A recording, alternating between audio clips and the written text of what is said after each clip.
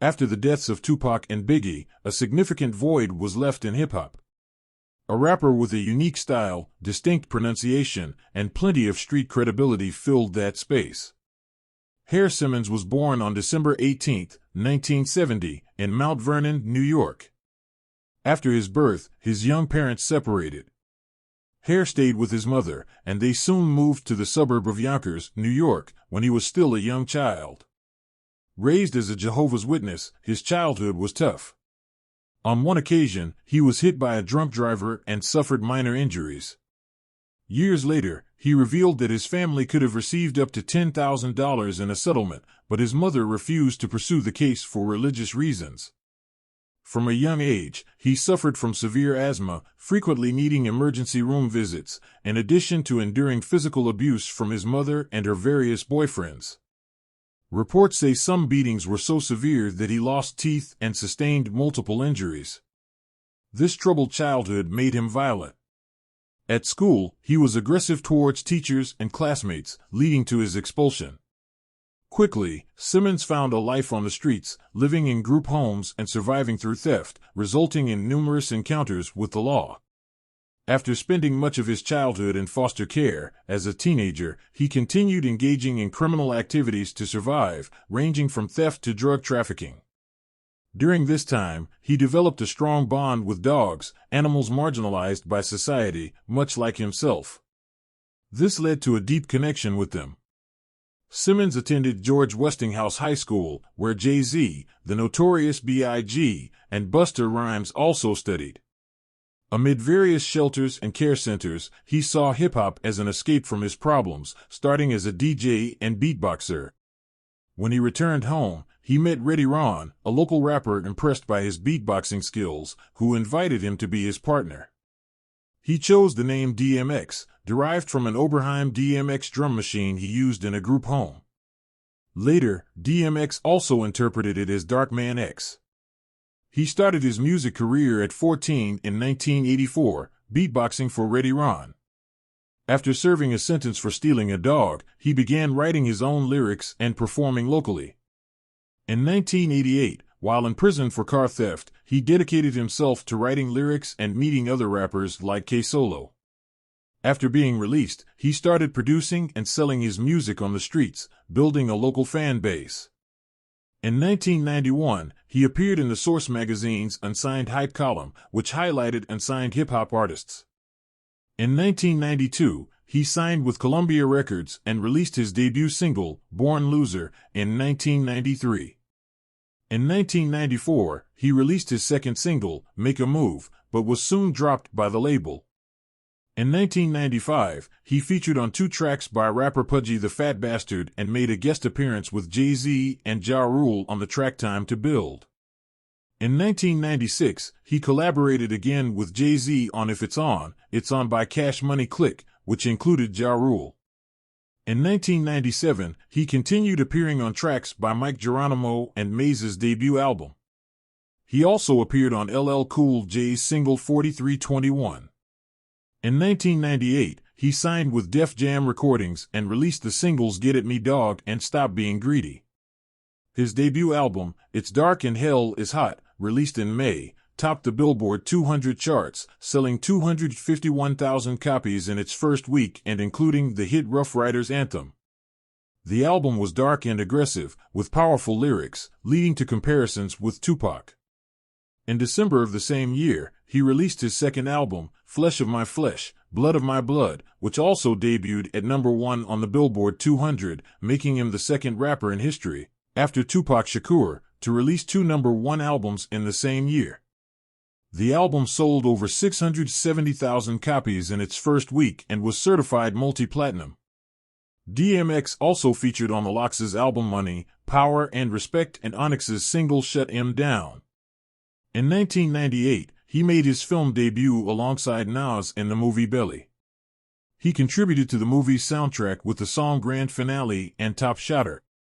In 1999, he participated in the Hard Knock Life tour with Jay-Z, Ja Rule, Method Man, and Redman.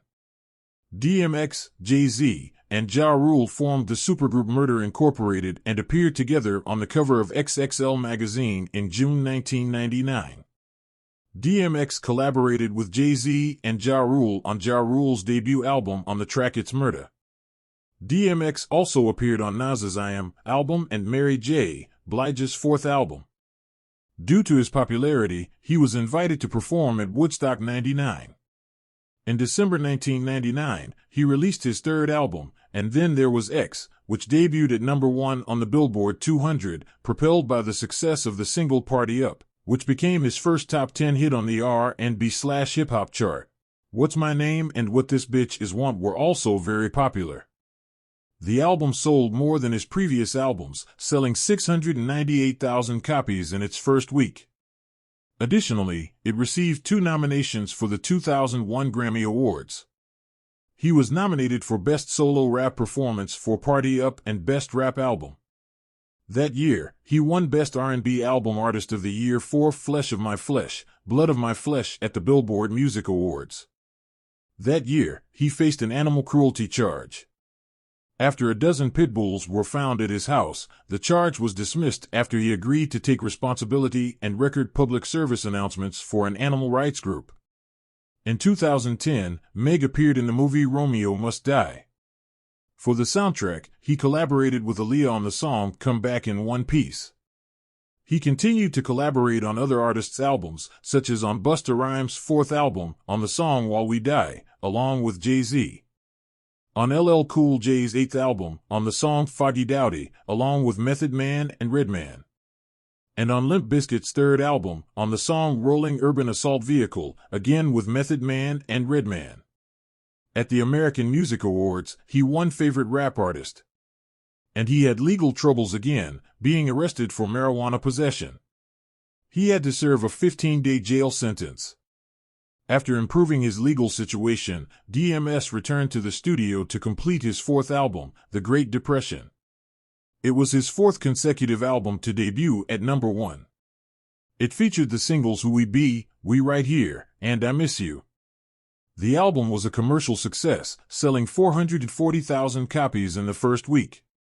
That year, at the Grammy Awards, DMX was nominated for 2 awards but lost to Eminem.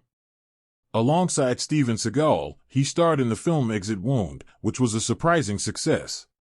In January 2002, DMX was nominated for a Grammy. In 2002, DMX pleaded guilty to 13 counts of animal cruelty, 1 count of disorderly conduct, and possession of drug paraphernalia. That year, he began a rivalry with Ja Rule. After the supergroup with Jay-Z and Ja Rule didn't work out, DMX felt that Ja Rule was copying his rap style and released the diss track One World, where he said, "You have a part of your team that's tougher than you. Let me tell you what the guys in prison say, that you're the prettiest in your crew." At the end of that year, he released his 5th album, Grand Champion, once again debuting at number 1 on the Billboard 200 chart, making DMX the only musical artist in history to release 5 consecutive number 1 albums. The album was supported by 2 singles, Where the Hood At and Get It on the Floor. Despite receiving mixed reviews, the album was a commercial success, selling 312,000 copies in its first week. In 2003, he starred alongside Jet Li in Cradle to the Grave. The soundtrack single X Gon Give It To You was a huge hit. The soundtrack also included the song Go to Sleep, where DMX joined Eminem and Obi Trice to diss Ja Rule again. That year, he had his fighting character in the game Def Jam Vendetta. In 2004, he starred in the movie Never Die Alone. He appeared on Ludacris' 4th album on the song Put Your Money and on John Woo's single Tear It Up along with Lil Flip and David Banner. In June, he was arrested for possession of crack, illegal weapons, threatening, and driving under the influence of drugs or alcohol, as well as impersonating an FBI agent. He received a conditional discharge in December but pleaded guilty to violating probation. In November 2005, DMX was sentenced to 70 days in jail for violating probation but was released early for good behavior in December.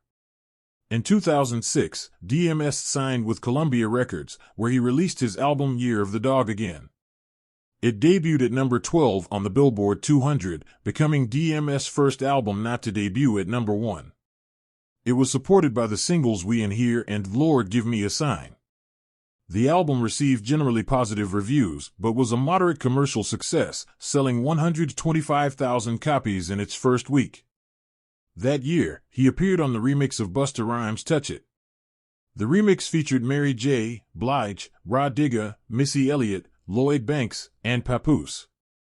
DMS' legal troubles were numerous up to that point, and the following years were no different. He continued to be involved in arrests for drug possession, theft, assault, animal cruelty, speeding, driving under the influence of alcohol, as well as driving without a license, among many other charges. It wasn't until 2011 that DMS presented the BET Hip Hop Awards and said he was working every day on his 7th album. Burdened by legal problems, he released Undisputed in 2012 with the 7 Arts label. The album debuted at number 19 on the Billboard 200, selling 17,000 copies in its first week. The album featured only one guest rapper, Machine Gun Kelly, on the song I Don't Dance. The album received harsh reviews, and it was said that DMS' best days were behind him, and this album did not approach his previous works. That same year, DMS returned the favor to MGK by appearing on his debut album on the song Demons. In 2013, he was arrested 4 times for driving without a license, being under the influence of alcohol, and possessing marijuana. DMS also announced that he had begun working on his 8th studio album. That year, he released the song Don't Call Me, featuring Rakim. In December, after recovering his passport, he embarked on a world tour with performances in Bulgaria and Kosovo. In 2015, he was accused and arrested for theft and sentenced to 6 months in jail for failing to pay $400,000 in child support. DMS had 15 children with 11 different women, which frequently brought him to court. Despite the many problems, DMS continued to appear in movies and TV shows. In 2015, he made a special appearance in the series Fresh Off the Boat, where young Eddie takes a part-time job with DMS to buy an expensive necklace for his love interest. DMS offers advice that stood out in the episode. In February 2016, he was found unconscious in a parking lot. He was revived and became semi-conscious. Then he was rushed to the hospital. A witness said he ingested some kind of substance before collapsing, but police found no illegal substances at the scene. DMS later stated it was an asthma attack. In mid-2016, he released a new song called Blood Red. That same year, he gave a sermon at a church in Phoenix, Arizona. After being in jail, he declared that he had a purpose and would preach the Word of God. In July 2017, DMS was charged with multiple federal counts of tax fraud. Authorities alleged that he failed to file tax returns on income from 2010 to 2015. In November, DMS pleaded guilty to 1 count of tax fraud. In January 2018, he was sent to prison after leaving a court-ordered drug treatment program and being found with cocaine and oxycodone. In March, he was sentenced to 1 year in prison, followed by 3 years of supervised release. The court also ordered DMS to pay $2.2 million in restitution to the government.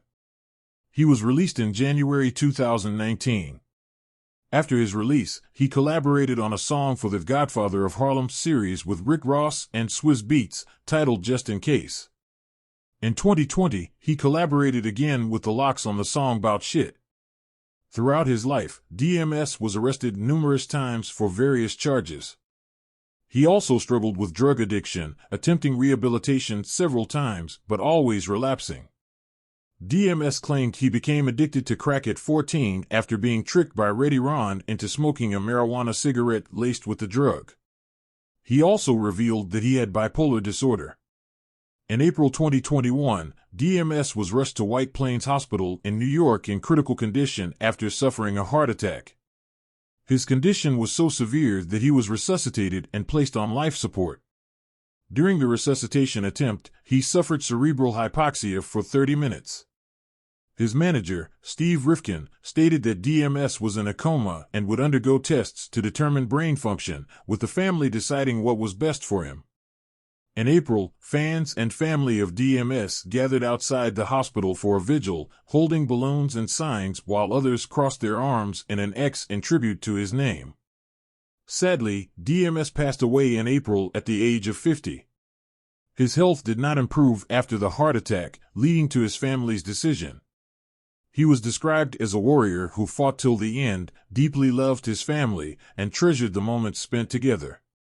His music inspired countless fans worldwide, and his iconic legacy will live on forever. The family appreciated the love and support received during this difficult time and requested privacy while mourning the loss of DMS. Following the news of his death, many celebrities paid tribute on social media, including rappers, actors, athletes, and fans of his music. In April, a celebration of DMS's life was held at the Barclays Center in Brooklyn. On the way to the Barclays, his cortege was led by a truck, accompanied by a procession of hundreds of motorcyclists paying homage to the Rough Riders hip-hop collective, starting from his birthplace in Yonkers. DMS's funeral was held in April. His coffin was purple and featured the word faith in large letters. Among the attendees were family, friends, and close associates who had worked with him throughout his life. At the funeral, community leader and peace activist Erica Ford announced that the state of New York had declared DMS's birthday in December as DMX Day. In May, Def Jam Recordings released Exodus, DMS's first posthumous album, featuring collaborations with artists such as Jay-Z, Nas, Lil Wayne, Snoop Dogg, Griselda, and The Lox. In November, the documentary DMS, Don't Try to Understand was released, which followed a year in the life of DMS after his release from prison in 2019, as he tried to rebuild his music career and reconnect with his family. The documentary also chronicles his career from a tough childhood to his successful debut as an artist who dominated rap in the late 1990s and early 2000s. DMS won fans and critics with his raw lyrics, aggressive style, and unmistakable gravelly voice. His first 5 albums debuted at number 1 on the Billboard chart, selling over 20 million records, an impressive record. The video has come to an end. Don't forget to leave a like to support the channel, subscribe, and keep the notification bell turned on so you don't miss any content. Thank you and see you next time.